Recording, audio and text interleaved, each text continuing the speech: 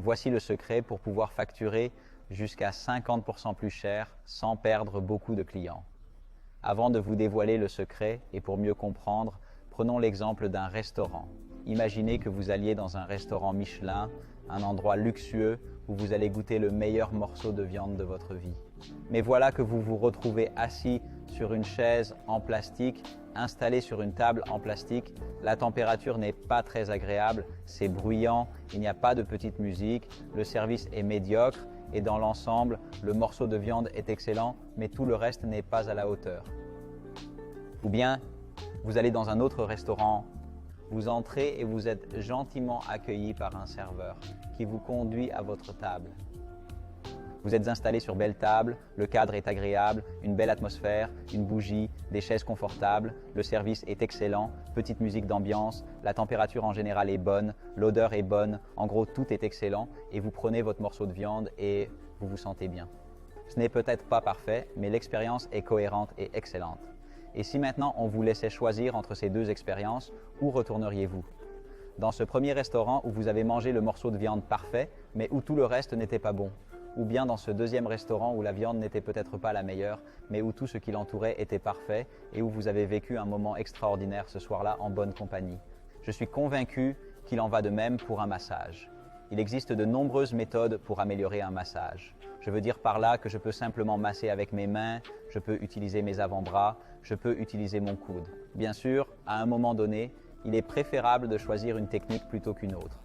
Mais pour de nombreux masseurs, ce n'est pas ce cours supplémentaire pour améliorer la technique qui va faire la différence, mais plutôt le fait de se concentrer sur l'ensemble de l'expérience du massage, tout comme nous l'avons fait au restaurant en nous concentrant sur l'ensemble de l'expérience du restaurant et pas seulement sur le morceau de viande. Pensez à vous-même au moment où quelqu'un entre dans votre cabinet de massage, au moment où vous vous rendez chez quelqu'un pour un massage, comment entrez-vous? Êtes-vous détendu? Êtes-vous vraiment présent à ce moment-là? Ou peut-être êtes-vous encore un peu nerveux? Ou peut-être étiez-vous en retard et êtes-vous encore un peu stressé? Non, vous devez vous assurer que vous êtes bien sûr complètement détendu à ce moment-là et que vous êtes totalement présent pour cette personne. Bien entendu, le plus important est de savoir à quoi ressemble votre salle de massage. Utilisez-vous une table de massage adéquate? Si vous travaillez sur une de ces tables de massage peu stables et que vous avez par hasard une personne un peu plus lourde qui s'allonge sur la table et qui entend un grincement en s'installant, pensez-vous que cette personne est à l'aise et détendue sur cette table? Il en va de même pour l'odeur de la pièce. Peut-être travaillez-vous vous-même avec des huiles essentielles ou des parfums. Dans tous les cas, un parfum qui transmet une odeur relaxante ou une atmosphère relaxante à la personne pour qu'elle se détende encore plus. Quel type de lumière utilisez-vous dans votre espace? Travaillez-vous avec une lumière bleue particulièrement vive? Ce n'est évidemment pas très relaxant. Ou travaillez-vous avec une lumière jaune légèrement plus chaude qui vous permet d'offrir un peu plus de détente sans que la personne soit réellement massée? Mais l'espace lui-même est déjà très relaxant.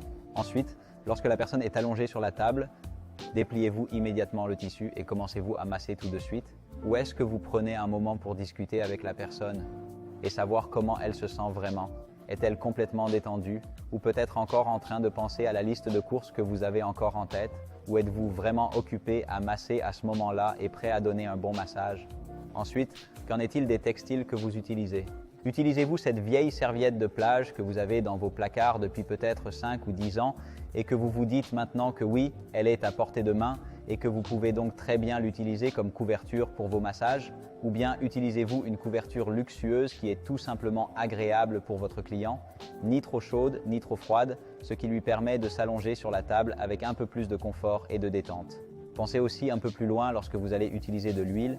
Est-ce que vous déposez l'huile directement sur vos mains froides et commencez à masser? Et cette personne qui pourrait être un peu surprise par l'huile froide sur elle, utilisez-vous un chauffe-huile confortable avec lequel vous pouvez rendre l'huile tiède pour que le client ait au moins l'impression que l'huile n'est pas froide et qu'il commence immédiatement à masser gentiment? Toutes ces petites choses qui peuvent faire la différence dans la façon de se tenir pendant un massage, l'équipement utilisé, l'odeur de la pièce, la musique utilisée. Bien sûr, en fin de compte, la qualité de vos techniques de massage est vraiment importante. Mais ce qui est encore plus important, c'est l'expérience globale que vous créez pour votre client. Et cela commence dès que vous ouvrez la porte ou que le client ouvre la porte, dès que vous vous rendez chez lui pour un massage. Et surtout, si vous avez votre propre espace, vous avez beaucoup plus d'influence sur cela en utilisant les bonnes odeurs, la bonne lumière, le bon son, c'est-à-dire la bonne musique.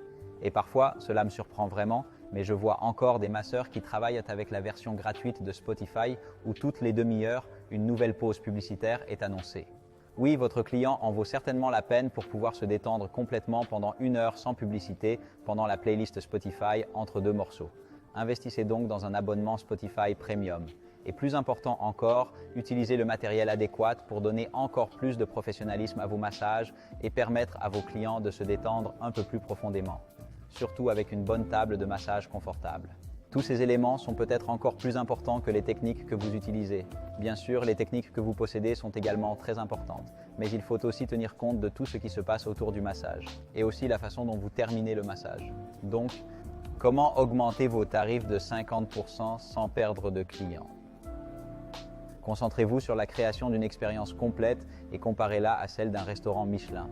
Êtes-vous ce masseur qui ne propose qu'un morceau de viande extraordinaire et où les gens s'assoient sur une chaise en plastique? Ou êtes-vous le masseur qui a pensé à tout et qui a conçu une expérience complète où vos clients se sentent comme un roi ou une reine pendant les 60 à 90 minutes que dure le massage?